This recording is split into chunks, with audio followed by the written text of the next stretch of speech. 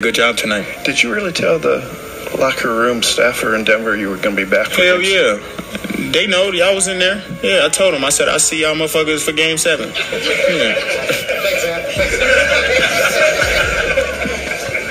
Seriously, Anthony Edwards is absolutely box office North America.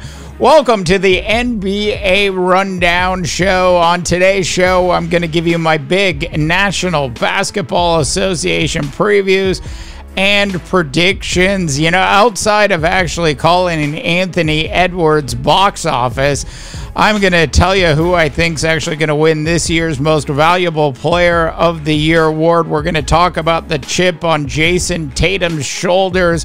I'm also going to talk a little bit about the Memphis Grizzlies because nobody else is. I've got that plus who I think's coming out of the Eastern Conference, Western Conference, and at the end of the day, who's actually going to win it all. New to the NBA Rundown, please go ahead and subscribe, and of course, like this video. Hey, look, every subscription certainly helps and is greatly appreciated. All right, so we began with Anthony Edwards and a great video from last year during the Western Conference Finals. And I am going to talk a lot about the Western Conference.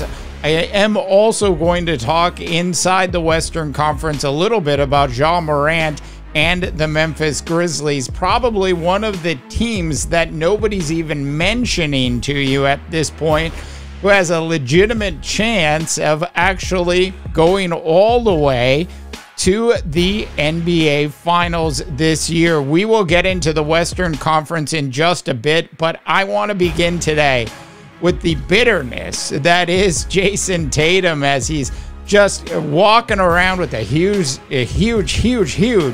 chip on his shoulder after what Steve Kerr did to him during USA Basketball's run in the Olympics this year. I think that it's safe to say the best team in the Eastern Conference, especially at the start of the season, is clearly both on paper as well as on the court, the Boston Celtics. I actually absolutely have the Boston Celtics coming out of the Eastern Conference. Now, that's no disrespect to Joel Embiid and Paul George and the Philadelphia 76ers, who, by the way, will be tipping off their first game tomorrow without Joel Embiid and without Paul George playing for them. In terms of the New York Knicks, look, the Knicks are actually playing tonight against the Boston Celtics. It's the first game of the season. They'll get to see the big banner go up. And while I would love to actually make some sort of wacky prediction that I believe the New York Knicks are going to find a way to actually take down the Boston Celtics this particular year, assuming everybody's healthy on both sides, it's hard for me to fathom that that's actually going to happen. The Knicks are actually starting the season off. I think they only have like 10 healthy players on the roster tonight. It will be a work in progress for Tom Thibodeau and the New York Knicks. Though I absolutely believe in Tom Thibodeau. I believe in Jalen Brunson, and I really do like this New York Knicks team. Maybe it will be a Eastern Conference Finals, but I absolutely have the Boston Celtics coming out of the East. Now, a couple other teams we do need to mention in the Eastern Conference that I think will have, you know, pretty good years. I think, of course, if the Indiana Pacers ever learned how to play defense, they would be a legitimate threat to the Boston Celtics. And then, of course, there's the Orlando Magic. You always have Jimmy Butler and the Miami Heat that you've got to consider. And, of course, the Cleveland Cavaliers. Now, nobody's talking about Giannis and, if you will, the Milwaukee Bucks. And I think there's good reason for that. I'm personally not a big fan of the makeup of that particular Milwaukee Bucks team, at least at the start of the season. I don't think they have what it's actually going to take to get it done. So I've got the Celtics. I know it's not surprising. I apologize. Coming out of the Eastern Conference. Now, in terms of this year's Most Valuable Player of the Year award, clearly Jokic coming into the season is the person to watch, as well as Jason Tatum. But I think the person that's actually going to win it is Mr. Box Office himself in one Anthony Edwards. I believe Ant-Man is certainly going to have more looks at the basket this year than he did last year.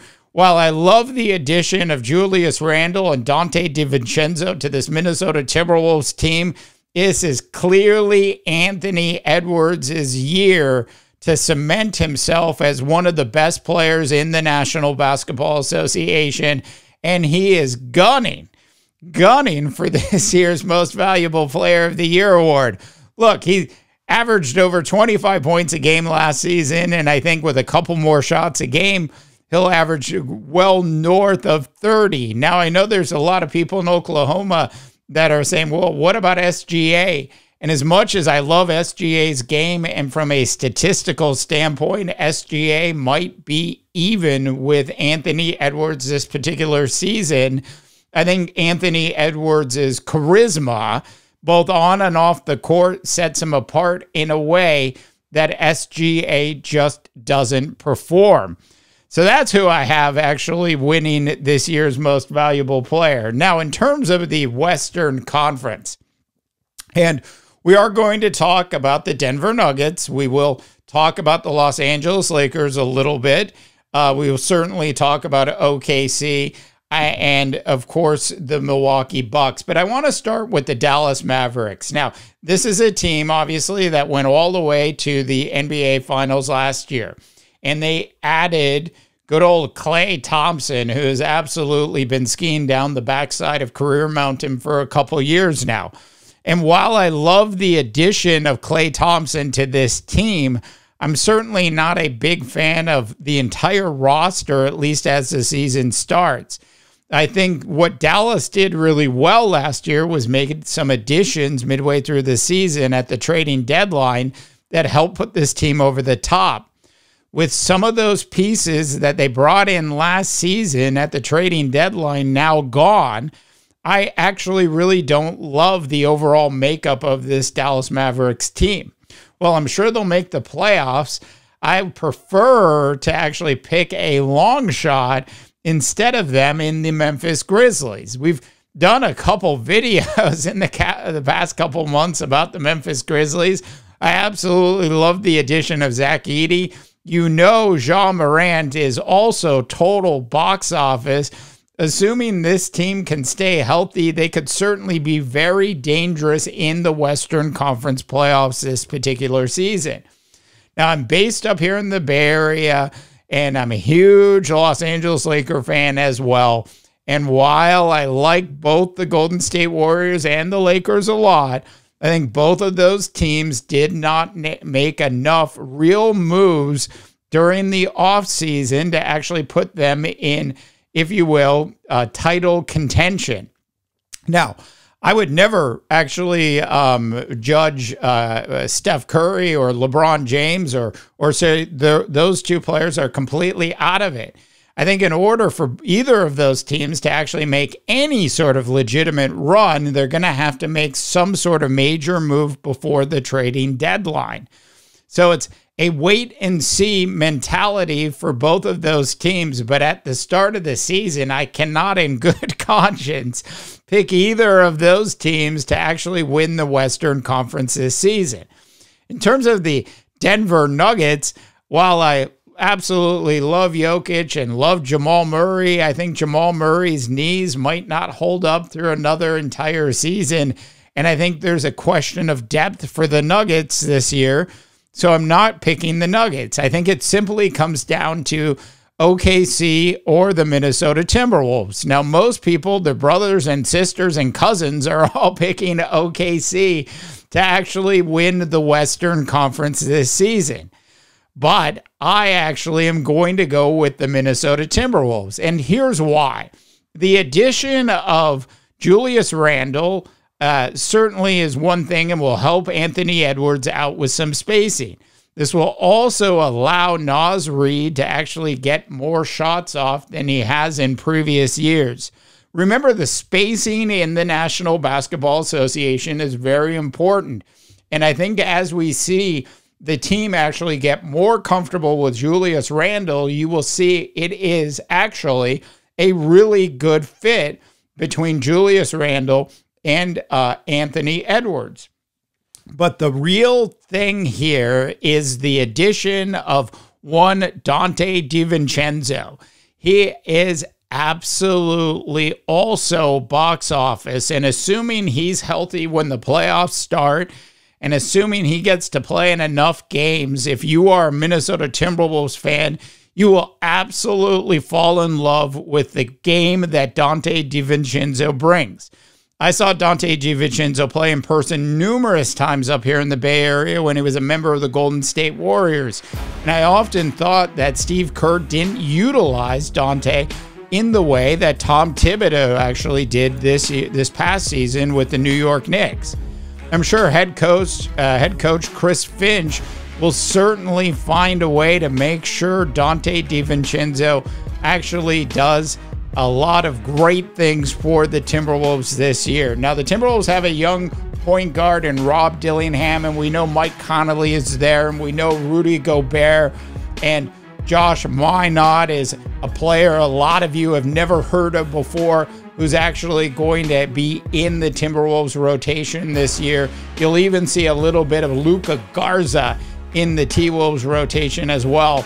This is a very deep Minnesota Timberwolves team. It can play big, it can play small, but what it does well, almost better than any other team in the Western Conference or Eastern Conference for that matter, is play defense. I like the Timberwolves a lot coming out of the Western Conference this year. In terms of who's going to win it all, look, it is hard to actually vote against or predict against the Boston Celtics at this point. I talked about Jason Tatum a little bit and the chip he has on his shoulder, and I certainly think if all things are equal and everybody's healthy when the NBA Finals start, assuming it was the Celtics versus the Timberwolves, I would absolutely have to take the Boston Celtics, both on paper as well as on the court. This is an absolutely deep team. I hate to use the word dynasty, but look, this Celtics team is not getting old anytime soon.